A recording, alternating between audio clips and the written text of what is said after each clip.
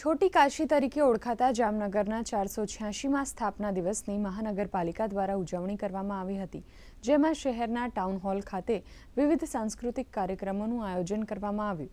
ત્યારે આ પ્રસંગે mayor, deputy mayor, standing committee chairman, શહેર ભાજપ અધ્યક્ષ, મનપાના અધિકારીઓ, રાજકીય આગેવાનો સહિત મોટી સંખ્યામાં સ્થાનિકો ઉપસ્થિત રહ્યા હતા।